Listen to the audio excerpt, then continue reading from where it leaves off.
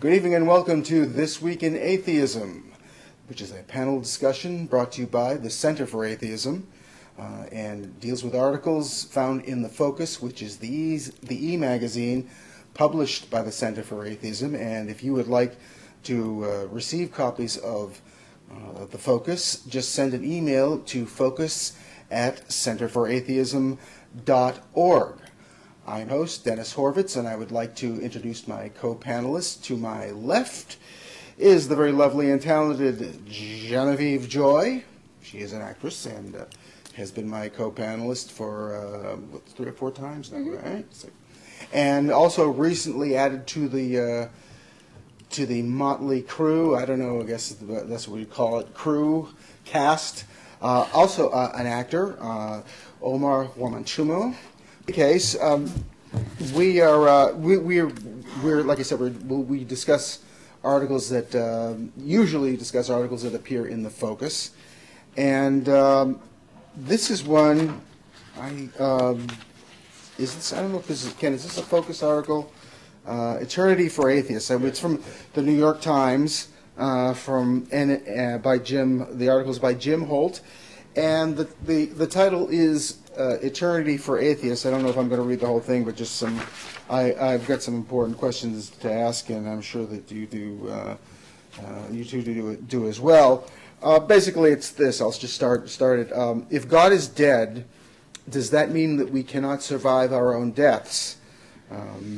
There are a few thinkers with unimpeachable scientific credentials who have been waving their arms and shouting, not so fast, that even without God, they say, we have reason for hope or possibly fear of an afterlife. So the article goes on to say that this document, the doctrine of immortality, actually has pagan origins, and the notion that each of us is essentially an immortal soul, has an immortal soul, goes back to Plato. The view in the Bible, of the Old Testament, there really isn't that much mention of an afterlife. And basically the rewards and punishments meted out by Moses were supposed to be inflicted in or given out in this world and not the next. According to Judaism, is it there is no afterlife? Right, it was just not taken into consideration. It isn't even dealt with. Actually, the question of afterlife. Again, as in so many things with both the Jewish and the Christian Bible, these are ideas that kind of evolved along the way. So if at certain points there are allusions to it, but it's not like a theme that's carried all the way through. There are certain people that mentioned it and some people that didn't, and there's certain, for instance, Judaism is not an apocryphal religion, yet the Book of Daniel basically deals with the with the apocalypse and that kind of thing, but it doesn't show up really that much anywhere else in the Jewish religion. And of course, Christianity is very much devoted to that kind of thing. But getting back to the afterlife, sorry, I digressed. The article goes on to say that. Well, in any case, the quote-unquote Jewish aspect of an afterlife didn't really start in earnest until the Jewish-Christian period, and mainly the sect of the Pharisees began to take it seriously. But again, theirs was very in line with the resurrection of Christ, and the resurrection of the body through Christ and the soul. And basically the idea that the dead shall be raised was brought into Christianity by St. Paul, the Saul of Tarsus. The Judeo-Christian version of immortality doesn't work very well without God, but who but a divine agent could miraculously reconstitute each of us after our death as a quote-unquote spiritual body? Plato's version has no such need, since our Platonic souls are simple and thus enduring. We're immortal by nature. I know I am. I don't know about the rest of you. But the article says the Platonic picture may be pleasing, but it's hard to square with what we've learned from neuroscience. And without going into a great bit of detail, Basically, whatever the chemical makeup of your brain, that's who you are, basically. And when that gets screwed up or stopped, we stop. That's it. That's the end of that story. So I embrace that theory myself. I think that it is an interesting question that has plagued humanity forever and will continue to plague humanity. And as long as people are afraid of dying, of death, or the unknown, they're going to try to come up with this kind of ideas or theories that maybe there is an afterlife where you can right your wrongs, or where you could do the things that you couldn't do when you were alive. But I really myself don't believe that. I think that when you die, that's it. It's over. You go back to being to the atoms, the molecules, bones, dust, and you know, people might not like the sound of that, but until they have solid evidence or proof that this has happened, unfortunately, they will never be able to come up with this evidence, because once you die, once you die, we don't know. I'm not sold, though, on the idea that it's all about the chemical makeup of the brain, and once that stops working, you know, it's over. I don't know, maybe it means I'm kind of an optimist, but I think it's really neither here nor there, actually, because there's no way of knowing one way or the other. And for our purposes, does it really matter? Well, I think, I think it seems to me that an atheist lives. As an atheist, we live our lives kind of like it's neither here nor there, and it really doesn't matter. Of course, because that's not the focus. But it's that kind of subject that it's soon inevitably someone was going to be bringing it up, someone was going to be dealing with it. In one of our other segments, we'll be discussing be centered more around evolution. But I think the whole need to believe anything is the result of the evolutionary development of how the human mind thinks. So it's not surprising that people would be speculating at some point about an afterlife. I guess it is innate in us humans that evolved as species to find out, to figure it out, to try to question, what's going on or whatever, or something like that. But I think John Lennon, a great atheist, by the way, once said, death is like getting out of a car and into another one. It's just a part of life. And as people begin to really think about it and realize that death is just as natural as life, that you should John Lennon was also very spiritual, and that I think he believed in that it was a continuation of something we started. So I don't know if that's the same, because to say that death is a part of life, to say that death is the end of life, is kind of, a lot of people are uneasy with that.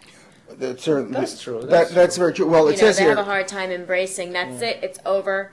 You're done. You're dust. But that's the truth, though.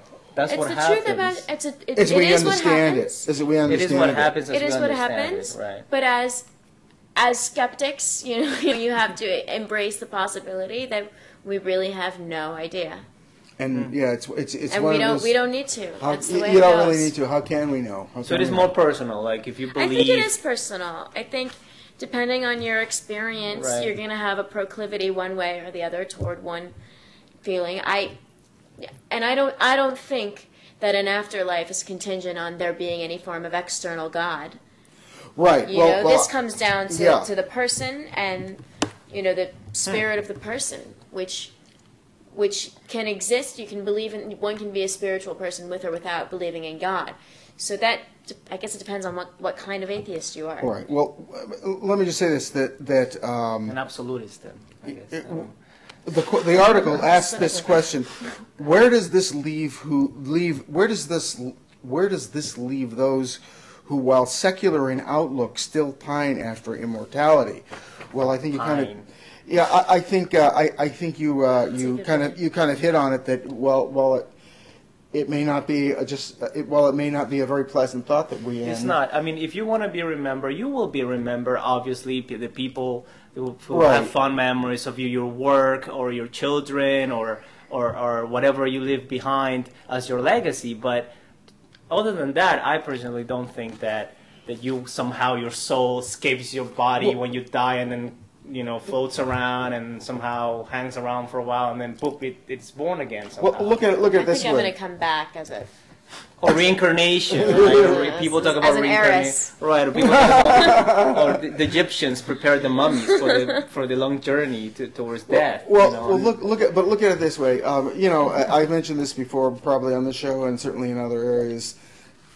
We human beings think that reality is about us, and it's really not. It's so not about us. It's like we're almost like we're not even here, really, compared to, try to fill your mind with everything, and that's how it's. In any case, the American philosopher William James conjectured that perhaps our brains allow our minds to filter through to this world from some transcendent mother sea of consciousness. Well, I want you to read the part where this philosopher thought that he saw a light at the end of the tunnel, and then he realized that probably the lack of oxygen in his brain caused this hallucination. Yeah, that was. It all has like an explanation. I think it's in the article. It is in the article. I think it's actually later on. Yeah. But so it all has an explanation. And again, this philosopher William James, he talks about that the brain allows our mind to filter through this world some transcendent mother sea of consciousness, and it goes in the sense that when a radio is damaged, the music becomes distorted, and when it's smashed, the music stops altogether. All the while, however, the signal is still out there uncorrupted. But I don't know. For me, we haven't established that the signal exists. I mean, that's just, if you want to call it a god, call it a signal. It's you haven't established that exists, so you don't know whether the mind is. How can you know that the mind is filtering? That there this is thing? a consciousness that sort of transcends.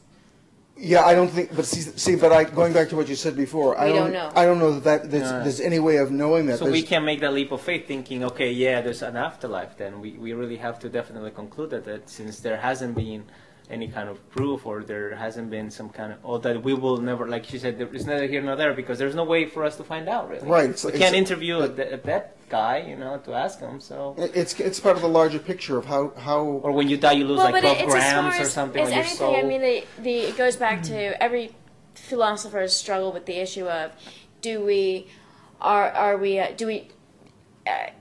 ultimately, if you don't believe in some kind of God, you're reduced really to skepticism. How do you know that the floor is going to be there to step on when you take a step? Well, if you really take it all apart, you don't. But we have to go on living as though it is there. So we make, we live our lives aware that maybe not. You have a reasonable expectation that the floor is going to be there every time. Because of the laws of gravity. Every time you step on it. And it's a less reasonable assumption that I'm going to die and come back an heiress. Right. But it may happen, and I have to, for my purposes. I think you can't rule out. You can't, from a strictly philosophical point of view, you can't say it won't happen. You can't really rule out anything. But again, like you said yourself, there's just simply no objectively way of knowing. speaking, there is no way for you to know, right? And there's no reason why you should have to. It looks more like not. Yeah, and there's no reason why you should have to plan for that, or exactly. or that some kind of afterlife is contingent on your behavior in this life. That was all brought on by the New Testament. And this is an interesting thing. Actually, it's more of a Buddhist thing. Well, like again, different cultures and different peoples have tried to come to grips with this idea of what happens after you die.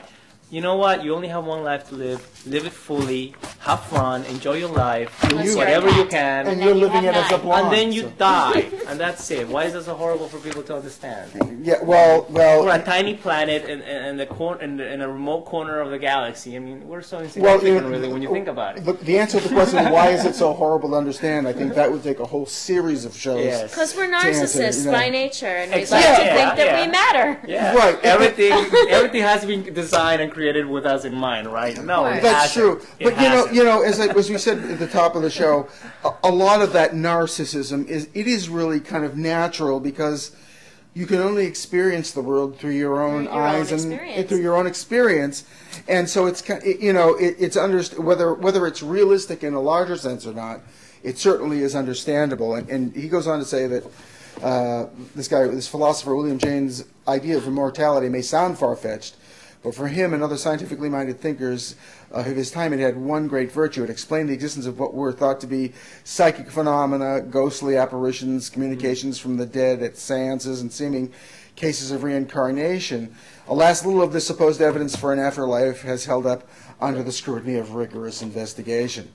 So, which brings me to what you were just mentioned before about the near-death experience. Exactly. People sometimes mistake those kind of sightings for, This parasite, a doctor and parapsychologist named Raymond Moody, Raymond A. Moody Jr. in his book Life After Life, he presented a number of cases in which patients who had flatlined, and by that I guess they mean someone who just registering no brain activity at all, had been revived, and they told of entering the long tunnel and the light, and this one was a dazzling pool of light, and they communicated with their departed loved ones. And then in 1988, the atheist philosopher, this is what you were talking about, the atheist philosopher A.J. Ayer, he also had a near-death experience when he choked on a piece of smoked salmon.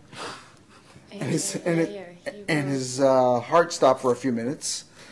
So he reported that he saw a red light. Usually it's a white light. I don't know. Because he's an atheist. Red light. Yeah. Red light that was the devil. Yeah, if he had been an agnostic, it would have been a yellow light, probably. Green, yellow, right. Waiting for the green light. So, go ahead. So anyway, well, even if there is some kind of stories or episodes or anecdotes to back up the idea of this afterlife or something like that, still that doesn't mean that there is a God involved in all this, Right, so. exactly. Right. That's what I am saying. Right. As an atheist, you have to discard there's that some from free the reign. get-go. It has nothing necessarily to do That's with right. an external God. Whether our consciousness is something separate. Yeah, and it throws it wide open because I don't think anyone really has defined consciousness anyway. It's a voice, right? Yeah, but these are all terms, and when we say consciousness or we say soul, we kind of all know sort of what we're talking about, Right, but it's vague. But to really define it, I don't think anybody really has, actually. I think there's scientific reference to consciousness, and you can use it to, I guess you can intuition. That's another form or another way of describing Or the deja vu consciousness. experiences. Like when people say, "Oh, I've done this before. I've been here before." Well, that reinforce that idea? But I think that's each of those are part of what we understand to be consciousness. But is it awake? Is it asleep? Is it? But consciousness / intuition / I kind of think that God is like a metaphor for all of that. Oh, yeah. For that which the stuff that happens to us on a human everyday level that's not external, that has to do with your own beingness, that is not really explanatory, but is there, that we all know is there, but what is it exactly? Is it a physical, is it a brain thing, or is it a spiritual thing? And that's what we'll never know. Well, from my point of view, I think it's all physical. I mean, that even what you describe as being spiritual is it cannot exist without the physical. You can't have a quote unquote spiritual experience unless you've got a physical brain to experience it. Well, yesterday, I think a couple of days ago, they revived a guy in the hospital that had been brain dead for like I don't know how many years. And he spoke or something? Yeah, using electrical currents or shocking the brain, right. And then to entice it electronically. Well, anyway, this guy that was revived, A.J. Ayer, he at first it said it quote slightly weakened my conviction that my genuine death will be the end of me, unquote. But he later dismissed his seeing of that red light and as a temporary lack of oxygen to his brain. And I think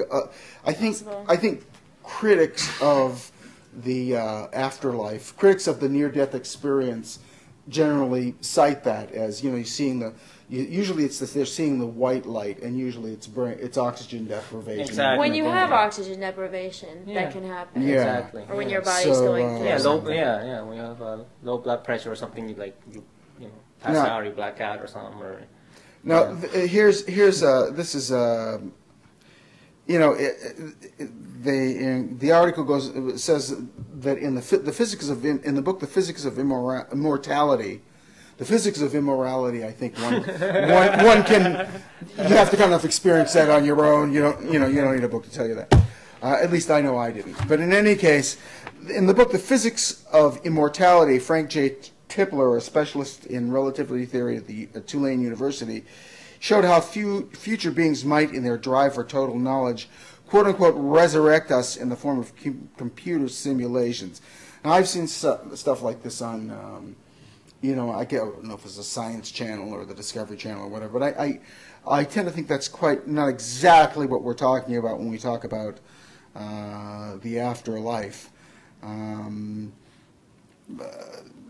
Both in John Leslie, who is a Canadian, draws on quantum physics in his painstakingly argued new book, Immortality Defended. Immortality Defended.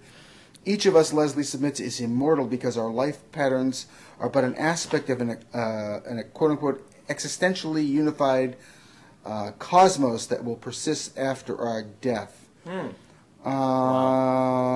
You know what? I have to say that you can't. I don't get that. Yeah, you can. I mean, what that means. You can't. I mean, I understand the argument with Plato. I mean, Plato very eloquently said, you know, your soul will be eternal because it's never corrupted. Therefore, it can never die. Therefore, it will live forever.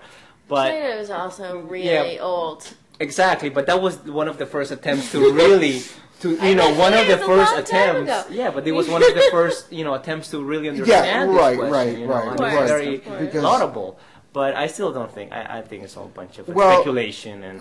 In the case of Tipler and Leslie, I die. That's it. That's it. I mean, there's no reason. There's no reason to believe otherwise. I mean, it's why bury people then if you know that you're gonna come back, and why go through the whole ceremony of weeping and mourning and putting in a box and hitting the nail with the hammer and stuff? You're gonna come back. Well, this part I kind of don't understand. It's just the mind or soul, as both Tipler and Leslie see it, consists of information, not matter.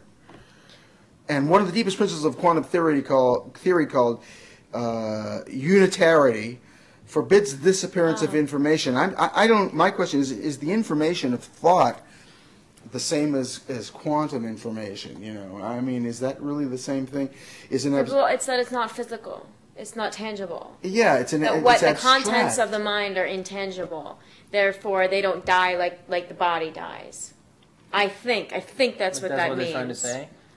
That something like if your mind is full of intangible wealth, right? Then even though your body is going to disintegrate and die and be done with, that is not You talk about your energy, like the energy, like what you. Well, what's inside your mind? Your soul or whatever it is. Well, just information, just knowledge. Knowledge memories. Is memories. Right. Those are intangible. But so they're not subject to atrophy, like the body is. But is the information that's described in the quantum sense? It seems to me it's not the same thing as the information in a thought or an expressed idea, because that's like an abstraction. I don't think it's the same thing. I maybe, of course, I flunked math in 8th grade. What the hell? But so if death is not extinction, what might it be like? Why don't we ask a dead person? Yeah, we should ask a dead person. Go interview a dead Harvard person. philosopher Robert Nozick, who died 5 years ago, enjoyed pondering this. He said that one of the more rococo possibilities he considered was that the dying person's organized energy might bubble into a new universe created in that person's image. I mean, I'm more what you rabbit holes, up in a parallel universe. That's more in line with what you were saying before about how, you know, experiencing it on a personal level and all that stuff. Anyway, we are experiencing not only the disappearing of information, but at least the disappearing of time. We're coming to the end of another episode of This Week in Atheism. I want to thank Genevieve Joy and Omar Huamanchumo for joining me as my panelists, and thank you for joining us on This Week in Atheism. Please join us again next week. I've been your host, Dennis Horvitz. Thank you.